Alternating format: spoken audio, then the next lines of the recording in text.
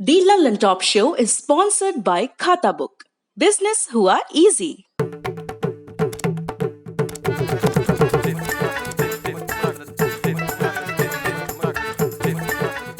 झंझट से मुक्ति, खाता बुक से दोस्ती।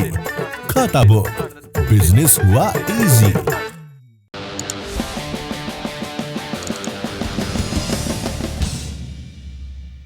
पहली सुर्खी में बात पिछले 24 घंटे में आए कोरोना के आंकड़ों की। बीते 24 घंटों में कोरोना के 3,46,786 नए मामले सामने आए हैं, जबकि 2,624 लोगों की मौत हुई।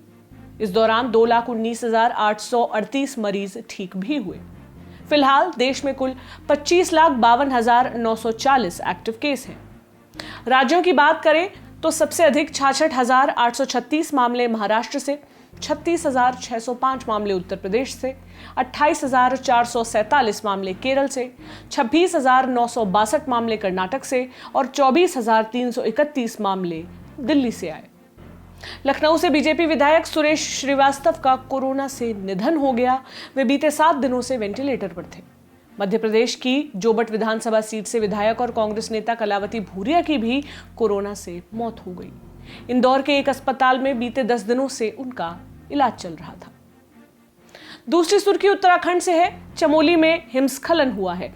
यह हादसा भारत चीन सीमा के पास स्थित सुमना क्षेत्र में हुआ। हिमस्खलन की वजह से बड़ी संख्या में लोग यहां फंस गए, जिन्हें बचाने के लिए सेना ने रेस्क्यू ऑपरेशन चलाया। अब तक की सूचना के अनुसार सेना ने करीब 430 लोगों को सुरक्षित निकाल लिया है, जबकि 8 लोगों की मौत हो गई है। लगातार बचाव और राहत कार्य जारी है। सेना के अधिकारी मौके पर मौजूद हैं। मुख्यमंत्री तीरथ सिंह रावत ने राहत और बचाव कार्य को लेकर सेना के अधिकारियों के साथ मीटिंग की है। तीसरी सुर्खी महाराष्ट्र से है। महाराष्ट्र के पूर्व गृह मंत्री अनिल देशमुख के खिलाफ लगे वसूली के आरोपों पर सीबीआई ने एफआईआर दर्ज कर ली है।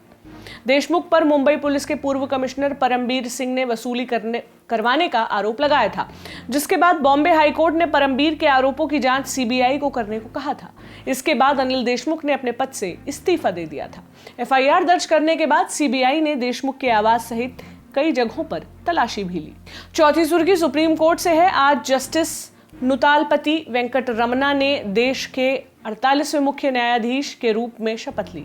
राष्ट्रपति रामनाथ कोविंद ने उन्हें पद और गोपनीयता की शपथ दिलाई। शपथ ग्रहण समारोह में प्रधानमंत्री नरेंद्र मोदी, उपराष्ट्रपति वेंकैया नायडू और कानून मंत्री रविशंकर प्रसाद शामिल हुए। जस्टिस रमना 26 अगस्त 2022 तक मुख्य न्यायाधीश के पद पर रहेंगे।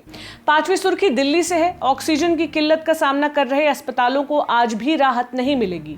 दिल्ली के जयपुर गोल्डन अस्पताल में ऑक्सीजन की कमी से 25 मरीजों की मौत हो गई, जिसके बाद जयपुर गोल्डन अस्पताल, महाराजा अग्रसेन अस्पताल, बत्रा अस्पताल और सरोज अस्पताल ने ऑक्सीजन की कमी को दूर करने और तत्काल सप्लाई के लिए हाईकोर्ट का दरवाजा खटखटाया। हाईकोर्ट ने अपने आदेश में कहा कि दिल्ली सरकार को ऑक्सीजन टैंकरों की खरीद के लिए हर संभव प्रयास करने होंगे। हम दोनों सरकारों से बातचीत और समन्वय की उम्मीद करते हैं। हाईकोर्ट ने दिल्ली सरकार से कहा, ऑक्सीजन सप्लाई में रुकावट डालने से जुड़ी कोई एक घटना का उदाहरण बता दे, हम उसे फांसी पर चढ़ा देंगे। हम किसी को नहीं बख्शेंगे। दिल्ली सरकार स्थानीय प्रशासन के ऐसे अफसरों के बारे में केंद्र को बताए ताकि उनके खिलाफ कार्रवाई की जा सके। हाईकोर्ट ने केंद्र से सख्त लहजे में कहा कि हम एक निश्चित तारीख चाहते हैं कि दिल्ली को 480 मीट्रिक टन ऑक्सीजन कब तक मिलना शुरू होगा। कोर्ट ने कहा कि हम आपके इरादों पर संदेह नहीं कर रहे, लेकिन फैक्ट यही है कि 480 मीट्रिक टन ऑक्सीजन दिल्ली तक नहीं पहुंच रही है। हम लोगों को इस तरह मरने नहीं दे सकते। सुनवाई के दौरान कोर्ट ने कहा कि यह दूसरी लहर नहीं बल्कि सुनामी है। अभी भी नए मामलों में तेजी आ रही है। हम उम्मीद कर रहे हैं कि मई के मध्य तक ये पीक पर पहुंच जाएगा। हम इसके लिए कैसे तैयारी कर रहे हैं? इस पर केंद्र सरकार ने कहा कि आने वाले हफ्तों में नए मामले तेजी से बढ़ सकते हैं। पैनिक करने की जरूरत नहीं है, लेकिन हमें सबसे बुरे के लिए तैयार रहना होगा।